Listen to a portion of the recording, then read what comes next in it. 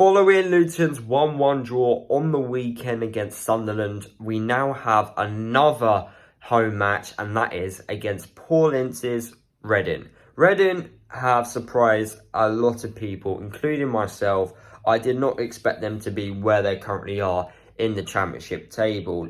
They started the season off brilliantly and now sit just below Luton on the same amount of points. Just to think that to start the season, just wow. Well, fair play to Reading for what they've done so far this season.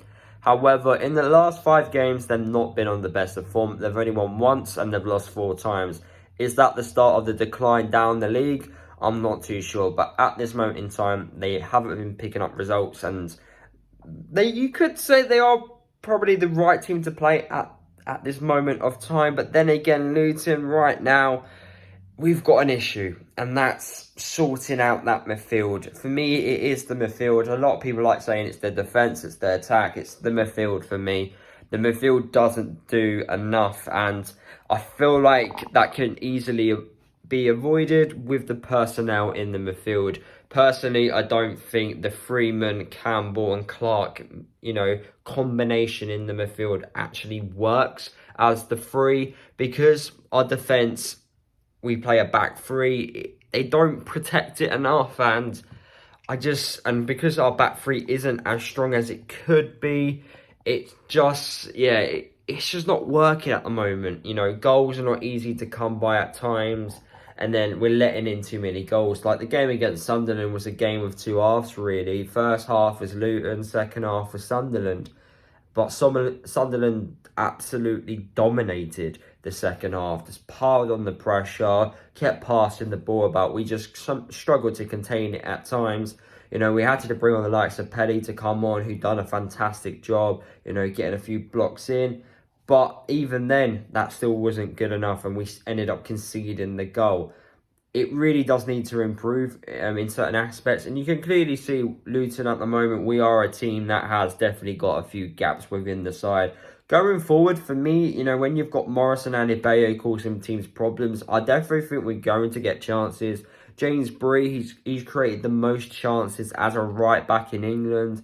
And then you've got Dougherty, which set up the goal on the weekend against Sunderland. He was fantastic. He just needs to get minutes into him. Once he gets fully wrapped up with the minutes inside him following his recent injury, then we're going to have a really good player on our hands. But the problem with him is we're going to have to be careful. We're going to have to manage him well. I thought we were managing Lansbury well, but he came off the weekend with a thigh or hip injury. So at this moment in time, it's worrying, because I just don't think we're the same team without Lansbury. But we've got no one who can really do the job. Pelly, he isn't the same style of midfielder. So if Pelly comes in, we need to play the midfield a little bit different. Pelly's more of a box-to-box midfielder. Campbell's like a ball-winning midfielder, but yet again can do a little bit going forward. Clark's our creative spark, who we rely on to create the chances. So there's a few question marks, I have to admit. Personally, I think all this could be avoided if we just stop playing 3 at the back. But Nathan is very consistent in playing it. I do think we should go back to a 4, which would then, I feel like we would then be playing to Sonny Bradley's strengths rather than playing to his weaknesses, because I don't think he's a back 3 man. And I also don't think we'll be playing a centre-half a full-back as a centre-half. So I feel like that takes that equation out. I just think we're just going to be a lot stronger if we just play with a back 4. But Nathan Jones, he doesn't want to do it. Most of our midfield is pretty much fit and ready to go. But defence it's just got gaps in. The defence definitely has gaps in. At this moment in time, as I'm recording this video, Michael Hector is training with Luton. He was training on the opening training session. Whether or not we sign him or not is a different story. He is a good centre-half, especially at this level. And if we do sign him, I will be making a video on it.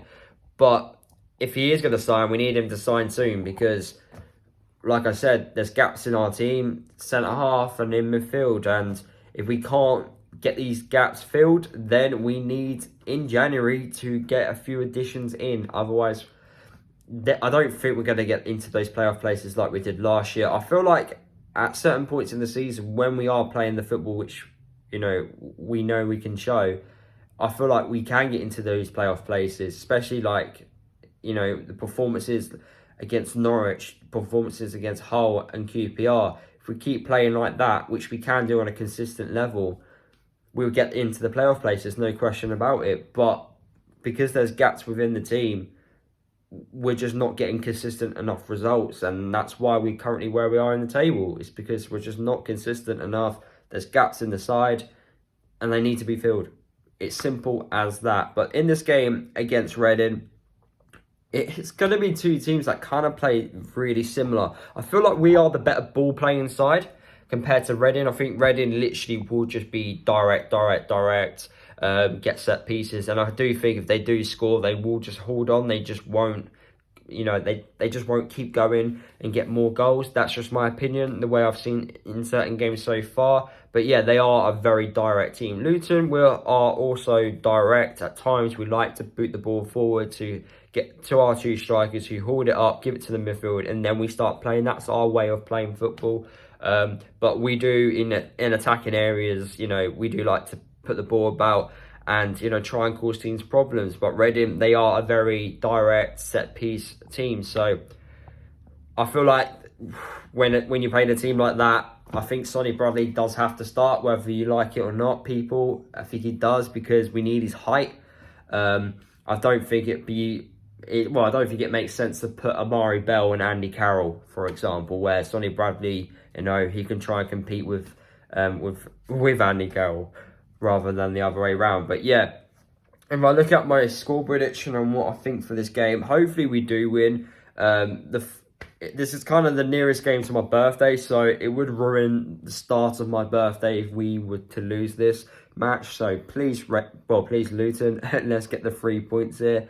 That would be amazing. I also haven't seen Luton score down the end I am sitting at Luton. So if you could get a goal down the Kenny end, that would be great. But if not, then at least get the 3 points for me, please, Luton. And yeah, those are my score predictions. In terms of squad selection, I do think Sonny Bradley will come back into the side. I feel like he has to. But yeah, the midfield situation, I feel like Freeman's just going to play where I just don't think that's the correct midfield to play in this match. But hopefully I get proven wrong. But yeah, guys, that is the end of my video. Hopefully you did enjoy it. Drop a like, comment below, and yeah, I'll see you guys in the next video.